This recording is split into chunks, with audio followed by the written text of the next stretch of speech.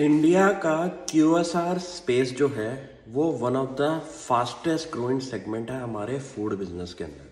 और उसके अंदर आपने नोटिस किया होगा कि काफ़ी ज़्यादा लिस्टेड कंपनीज आ चुकी हैं, जैसे कि KFC, मैकडोनल्ड्स और बर्गर किंग।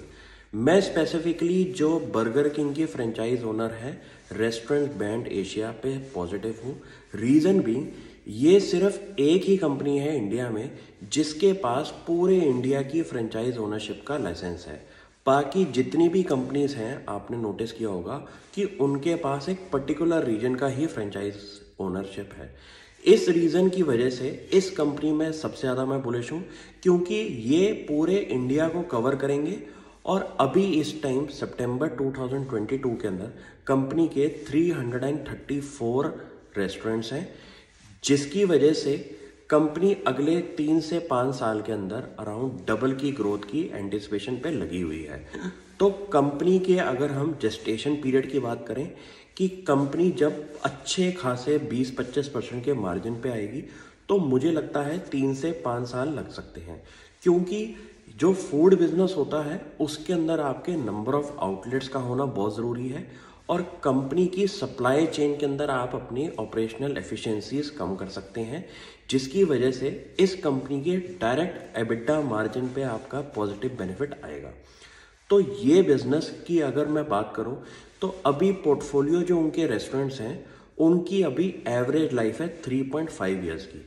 तो जब उनकी रिकवरी होगी, जितने भी उनके आउटलेट्स हैं जो मैच्योर स्टेज पे आएंगे, तो आप नोटिस करेंगे कि कंपनी की मार्जिन प्रोफाइल भी बढ़ती हुई दिखाई देगी।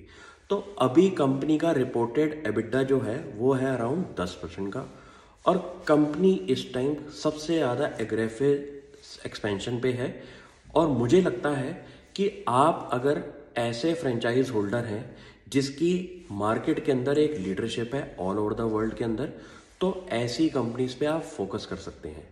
तो मुझे लगता है कि इस कंपनी की फ्यूचर के अंदर काफ़ी ज़्यादा ग्रोथ के पॉजिटिव एट्रीब्यूट्स हैं कि जिस स्पीड से ग्रो हो रहे हैं इंडिया के डिफरेंट सिटीज़ के अंदर, तो इनका एक बिजनेस बनेगा वो होगा हमारा पीछे से बैक एंड के अंदर सप्लाई चेन एफिशिएंसीज की वजह से। क्योंकि सपोज करें आप इंडिया के अंदर, लेट सपोज दिल्ली जैसी सिटी के अंदर इनके 50 आउटलेट्स हैं और मार्केट का पोटेंशियल है यहाँ पे 150 आउटलेट्स खोलने का। तो जब 150 आउटलेट्स हो जाएंगे तो इनकी कॉस्ट ऑफ डूइंग बिजनेस जो है वो बहुत तेज़ी से कम होगी, बट और इनके जो मार्जिन्स हैं वो भी बहुत बढ़िया तरीके से बढ़ जाएंगे। क्योंकि जितने भी 150 आउटलेट्स हैं उनको सप्लाई चेन करने वाली जो बैक एंड ऑपरेशंस होंगी उसके अंदर आपका कॉस्ट जो है वो कम होती रहेगी।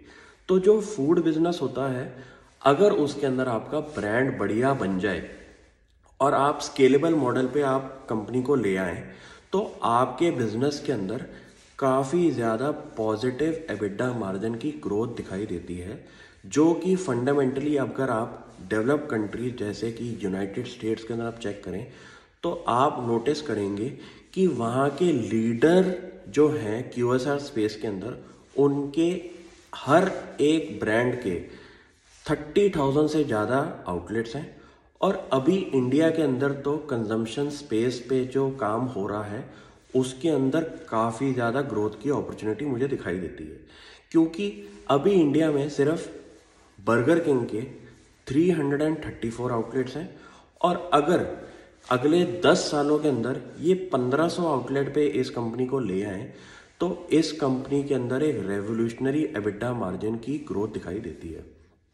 तो कभी कभी ऐसा होता है कि आपको प्रेजेंट फ्यूचर और नियर फ्यूचर के अंदर आपको चीज़ें नहीं दिखती, लेकिन अगर आपका एक ब्रांड जो है वो अपने बिजनेस पे फोकस रहे और अपने एक्सपेंशन पे रेगुलरली शेयर होल्डर कम्युनिटी को दिखाते रहे कि उनका किस तेज़ी से बिजनेस में आउटलेट में ग्रोथ हो रही है, और इस बिजनेस के अंदर मुझे काफ़ी ज़्यादा अपॉर्चुनिटी दिखाई देती है। क्योंकि ये सिर्फ एक इंडिया में एक इकलौती QSR चेन है जिनके पास पूरे इंडिया का आपके पास लाइसेंस है फ्रेंचाइज करने का। तो आप भी इस कंपनी के ऊपर फोकस करें, और मुझे लगता है कि इस बिजनेस में काफ़ी ज़्यादा आपकी शेयर होल्डर रिटर्न अभी बनने को आ सकती है। Thank you.